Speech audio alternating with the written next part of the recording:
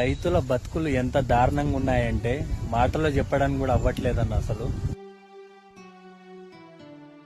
అసలు రైతు ఆత్మగౌరవంగా బతకాలి, ఒకరి ముందు చేయి చాచకూడదు అంటారు. కానీ ఇలాంటి ప్రకృతి వైపరీత్యాలు వచ్చినప్పుడు, ఇట్లా ఒడ్లు మొత్తం నానిపోయినప్పుడు అప్పు మరింత పెరిగి ఇంకా ఆత్మహత్యలే శరణం అనుకుంటాడు.